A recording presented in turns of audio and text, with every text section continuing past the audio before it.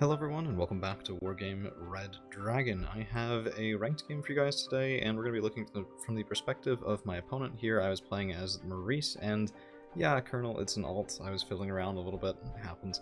And Pronotom1 is a new player, and, well, about 100 games or so, and recently joined the channel in the Discord, so if you see this, nice to have you. I'm glad you're around, and I hope that we can look at a couple of things, and hopefully have an impact, a positive impact on your gameplay, and help you get more into the swing of things. So right off the bat, I just want to say, we breezed through it, but I was impressed because a lot of people, especially newer players, struggle to get their units going quickly at the beginning. There was a slight delay on this group, but really nothing too terrible there in terms of getting things moving.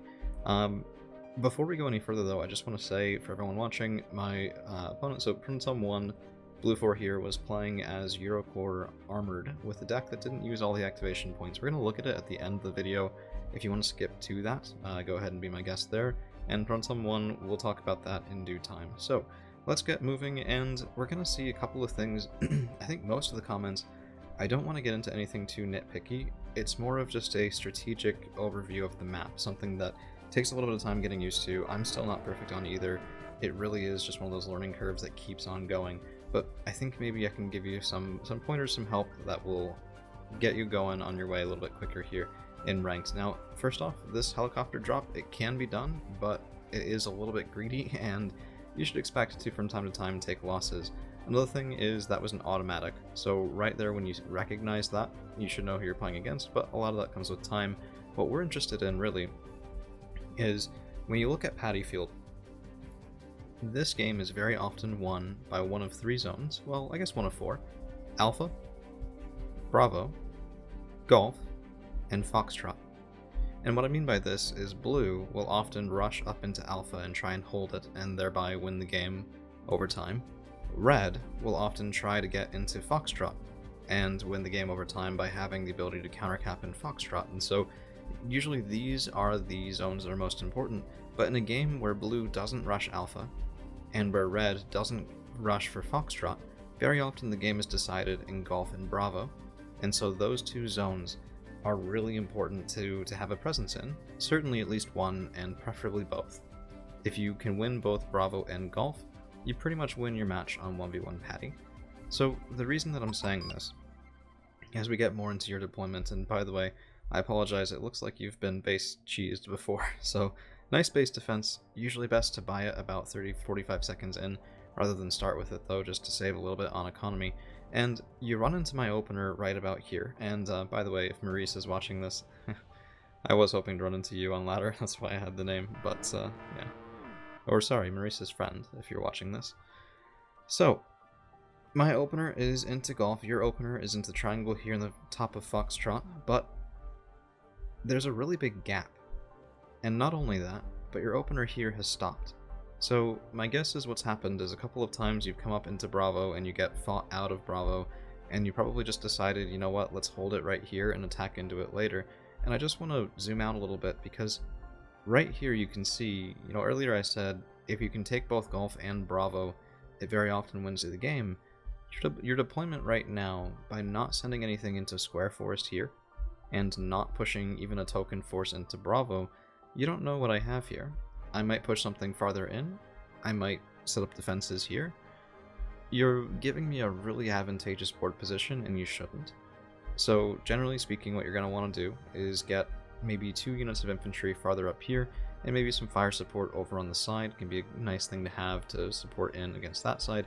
And then very often maybe a recon infantry or a line infantry or both right up into this section of trees, and that way you at least have a presence, however small, in the bottom side of Bravo, and it's not just this big unknown covered by the Fog of War that is Wargame's, well, Fog of War system, I suppose.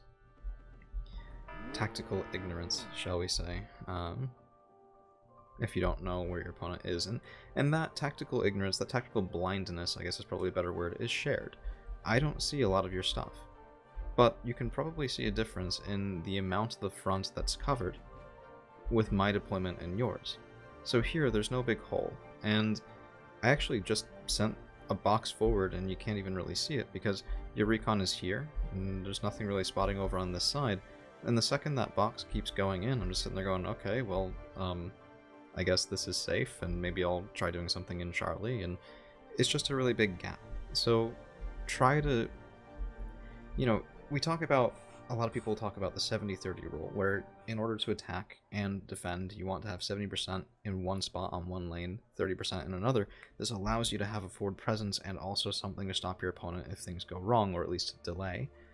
And this might be taking that a little bit too literally. You still need to have some small ability, usually mostly recon units or cheap units, to flesh out where you expect your opponent to fight. And in 1v1 Patty, you should expect to fight over square. And if I don't see one, you should expect me to try and get through. So, right off the bat, there's that.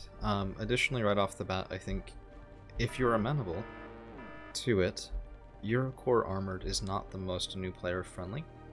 And when we take a look at your deck later on, I'm going to make some recommendations, including going to unspec, that might help you get a couple more tools in your toolbox, because very often, Wargame can depend on two things. One, knowing what you need to answer the problem that you have, but two, having the right tool for that answer. Even if you know what you need to do, if you don't have the right tool for it, you're not going to be able to give it a good answer. And so that is a big problem with spec decks in general, especially armored, that loses a lot of flexibility and doesn't make up for it with the additional infantry that mechanized does, as an example. So, Puff coming in, rolling 3, not radar microed. We talked about that during the game. I think I had asked you if you knew how to dodge that, because I've seen privates who don't, and it's good that you do know how to micro it. It should be more of an active priority, I think. Keeping these guys alive, I mean, rolling 3s, they're only 60 points for the French ones, but, that adds up over time. That mostly pays for my Puff.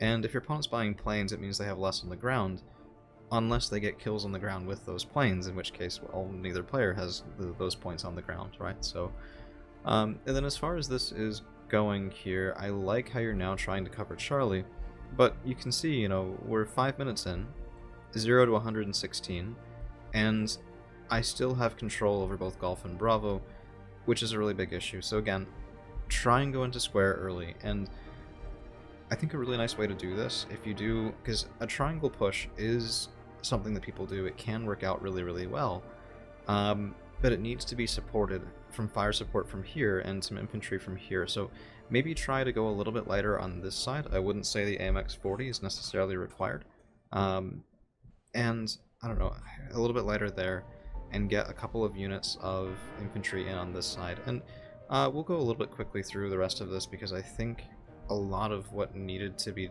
said has already been said, and I think oftentimes, while this is definitely a game where you can make comebacks, that is less true as time goes on and the gap in points becomes wider. So at this point, I think you did very well for what you had remaining, and I think most of the focus should be on making sure there's more remaining at this point. So a couple notes there. In terms of buying priority here, these Leopard 2A1s on their own are not very useful, even though they are maximum veterancy at Elite. So if you look at the unit card, there's 2275 meter range on this thing, 18 AP power, 9 RPM, 16 front.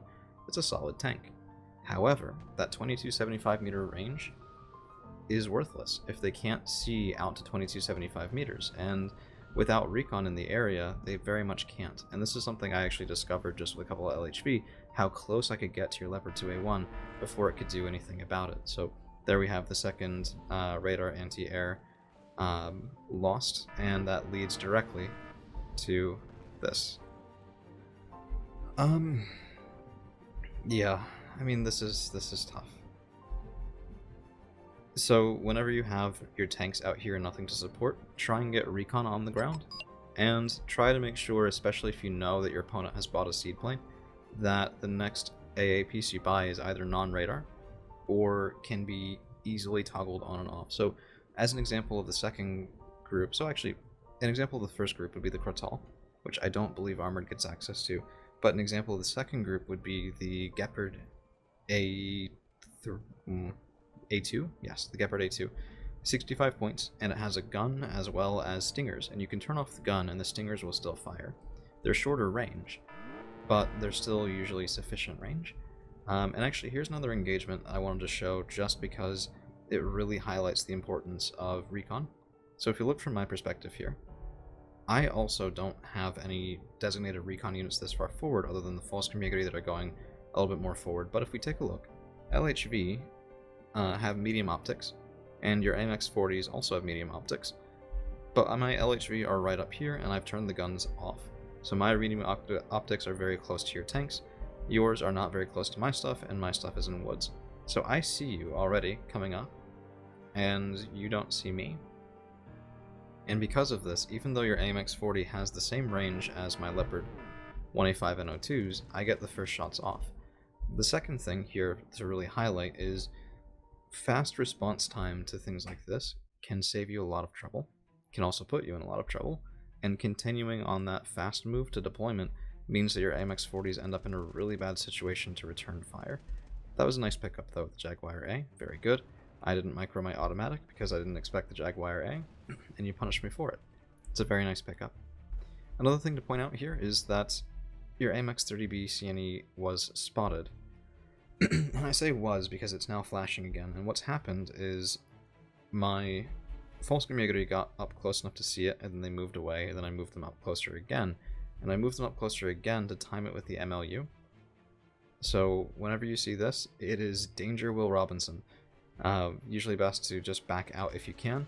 And here, if you had backed out, I mean, that's a dead MLU, that's 160 points in your favor, right? It's actually more expensive than the CV that it killed. And I believe, yeah, Rafal dies. That, because you get the block 15, would have been a perfectly fine trade if your CV had stayed alive.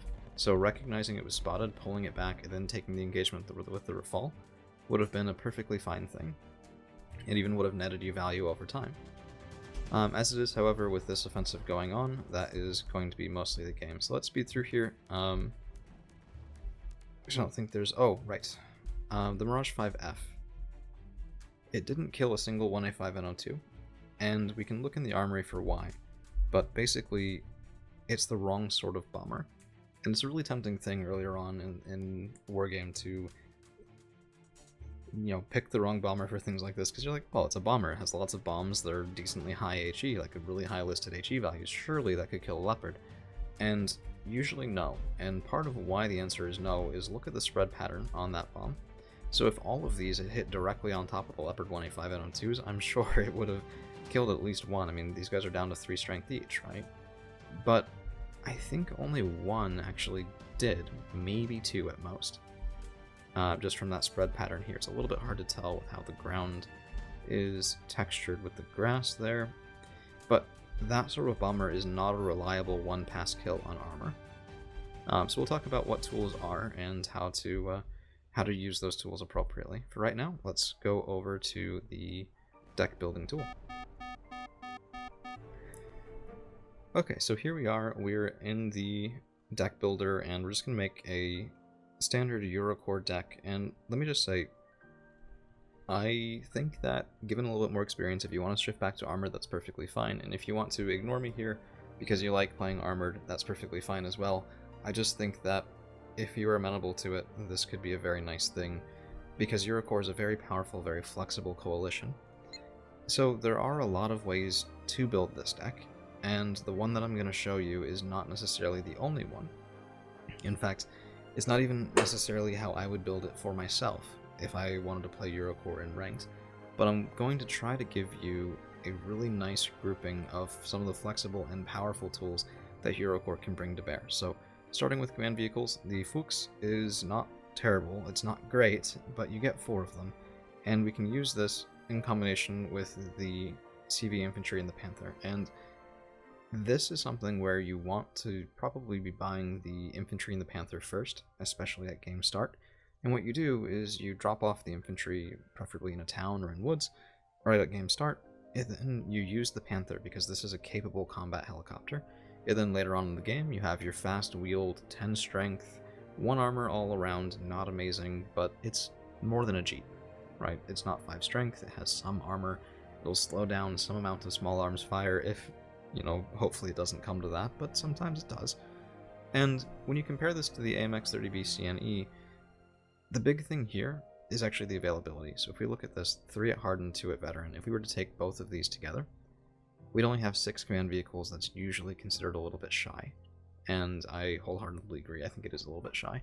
You could also consider taking the Panzerkampfwagen Leopard 2 instead of one of these, or in addition. But for right now, let's leave it at this, and let's keep going on, because I don't want to have you stuck here forever either. I want to hand you something that will hopefully help without taking up all of your day. So we're going to go into the infantry tab, and we're going to go with some of the best reservists in the entire game.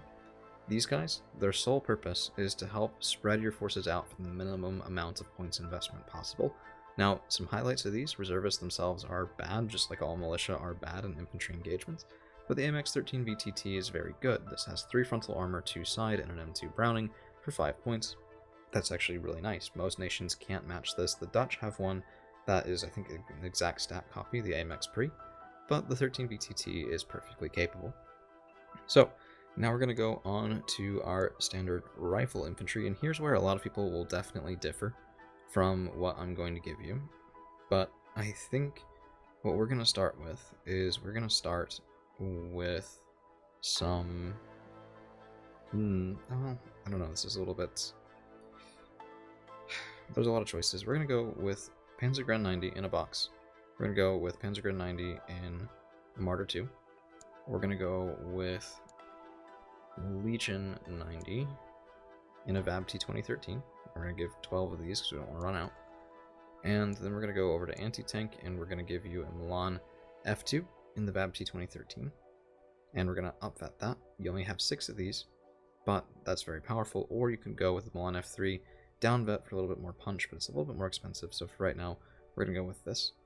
Now, this is not the world's most flexible infantry tab, but it is a very powerful tab. You have Legion 90 in the VABT 2013 for openers, as well as for just amazing anti-tank punch in towns and in gaps, not necessarily in woods. Okay? So the Eryx is 1050 meter range, 25 AP power. This thing is amazing, and the Mini-Me is basically a buzzsaw. These guys will hold their own against infantry very, very well. They're also very fast. These guys are your motorized opener for infantry. Your mechanized infantry are going to be lots of reservists, and then you have the relatively cheaper Panzergren 90 in box. And for more punch, you have Panzergren 90 in Martyr 2, one of the best cards in the entire game. Definitely, no exaggeration there, this is one of the best cards in the entire game. The trick is to use them only when necessary, so you want to keep those Martyr 2s alive. This is expensive. If you lose Martyr 2s, it can very well lose you the game. So what you want to be doing here, buy plenty of reservists. If you run out by the end of the match and you win, it's fine. If you run out by the end of the match and it will let you buy other tools, that is exactly what it is there for. So we're going to try this for right now, and then we're going to go into the support tab. We're going to grab some guns and missiles, and we're going to go with the base Gepard. We're going to go with the Kreuzal, and we're going to go with the West German Roland 3. Now, looking at this, I want to explain this choice to you because you had the French Roland 3. And, you know, to be honest, when you look at the missiles themselves, there's very little difference. What we're paying for that extra 5 are 2 things.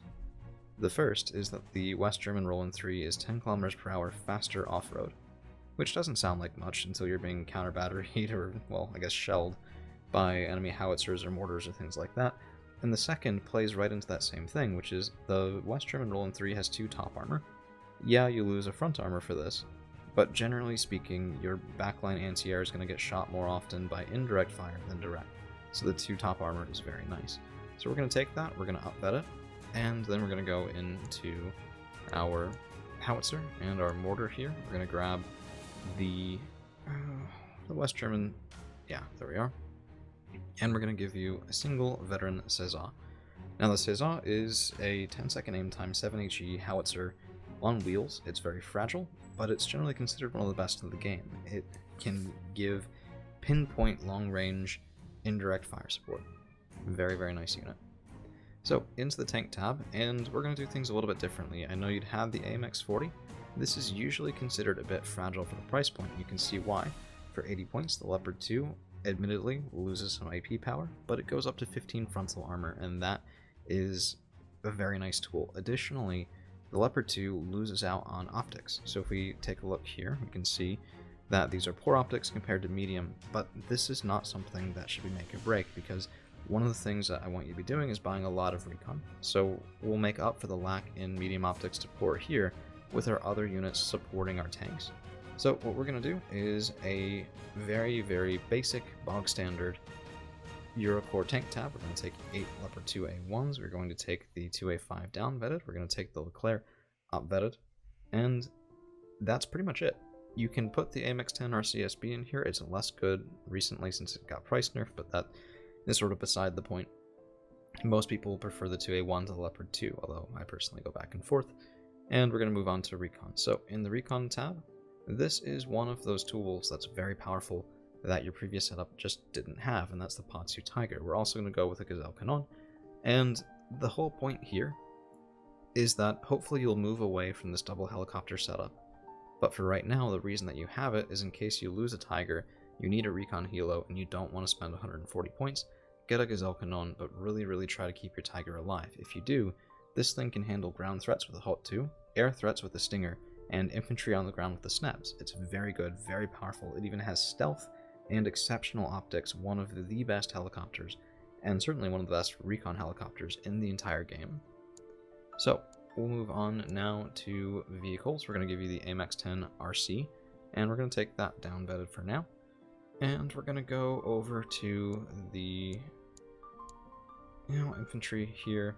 We're going to go with Commando Para and VAB-T 2013, and we're also going to go with Hussards in the VLRA. Now, this is a lot, but Hussars in the VLRA are meant to be a lot cheaper than your other options. So if you'll notice here, 20 points total. The Commando Para are 35, this is 40. Your Hussards are what you should buy if you need recon. You don't necessarily need it there all that quickly. The VLRA is wheeled, so it has 150 km/h road speed, but very bad off-road speed, and you don't need them to fight, you just need them for their eyes. So you buy this, you have more recon, and your tanks can do more, and your infantry can do more, everything can do more because it can see. So buy your Hussards, buy your Commando Para, keep these guys alive, keep your recon alive, and keep them everywhere you possibly can that you might be fighting. So we're going to go into the vehicle tab, and we're going to skip this for right now. We're going to go into the Helo tab, and we're going to get you the Tiger Hap. And we're going to take 2 of these. Oh, take 3 at trained. And then we're going to go into plane tab here, and we're going to give you a seed plane. You made really good use of the Jaguar A. I see no reason to change that. If you like that, then you like that. And we're going to give you 2 KWS. We're going to give you an Elite Rafale. I think you had 2 Rafale in the last one, and I think you should try this. The Rafale is, without a doubt, amazingly powerful, but the KWS is often considered one of the best for the price point because it has 3 not 4 AMRAMs, which is very good to guarantee a single plane kill, and it's not more than you need, and it has less ECM, but it's also 40 points cheaper, and that can be an important difference. And then we're going to go into multi-role here, and we're going to get you 2 hardened peace shrines. For right now, we're not going to take a bomber, and here's why. This Mirage 5F, this was 100 points thrown at 2 70-point tanks, so 140 points total, and these bombs were not able to kill it. These bombs are HE bombs. If you want something that targets armor better, you'd have to take something like the Mirage F1 CT in Eurocore, which I really think is underwhelming. It's generally considered to be underwhelming. The price tag is just too high for the performance that you get out of those cluster bombs, and more to the point, playing with too many planes is often a pitfall for earlier players anyway, so we're going to avoid that by simply not having the option, which might annoy you a little bit, and if so, I do apologize, but I think it is a nice thing to learn.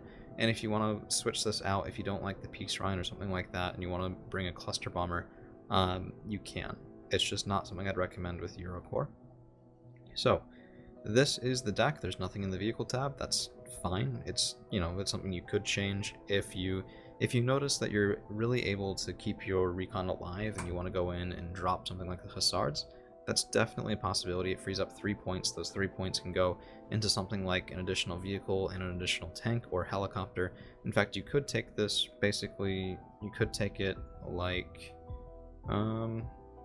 this as an example instead.